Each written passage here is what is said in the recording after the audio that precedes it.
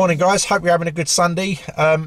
Today's video is going to centre on Beverly going in tomorrow morning. That's the 12th of November for 5 faults on her. Now I've let them build up, so then I've got a lot of work for them to do or check over.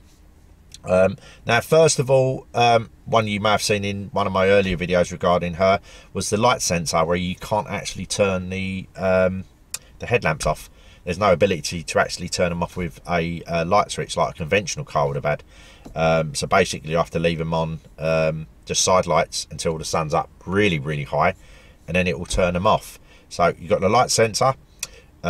You've also got the window rattle, so basically, which is a fault that they said that they didn't rectify yet. It somehow rectified itself when I got the car back. Who knows? When you open up the window to a certain extent, like a little bit down, it rattles. So that's the second one. The third one is a common fault which some people have actually had on the previous shaped Leaf, as well as this one, which is the graunching wing mirrors. When the power folding, when they pull out and come back in, the motors make a sound. And I've also mentioned the knocking on the steering column. So effectively, when you're on full lock, predominantly it's when you're on full lock to the right.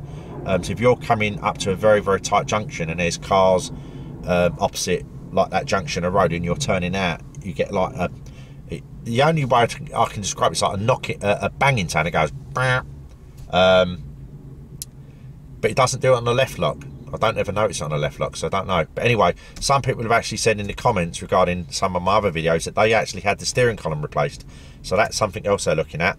And the fourth one is something I forgot to mention to them, is the radar indicator. So basically there's an orange indicator that comes up, and it's for the forward facing radar system, and that has flashed up quite often, like at intermittent times. So I will actually mention that to them tomorrow, and maybe they can have a quick look. It might need a reset or a update, who knows.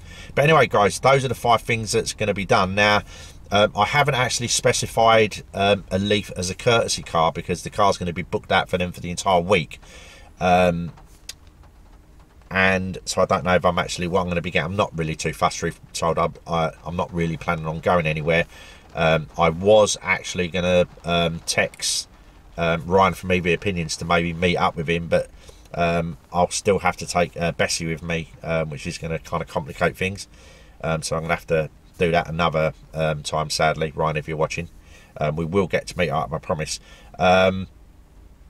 But the point I was going to make is, if they do provide me with a Leaf, what I want to do with their vehicle, and I was going to do with mine if I get mine back during this week, because I'm taking a whole week off work anyway, is actually get the vehicle down to 0 in terms of there's nothing left in the battery, give or take, and then actually use a 3-pin plug to actually charge up to full capacity, just with our 3-pin plug here in the UK, to see exactly how many hours it does actually take. Anyway guys, that's about it for on this short video. When I get Beverly back, hopefully all the faults have been rectified. I'll report back and we'll go from there. Anyway, I'll speak to you guys soon. Bye for now.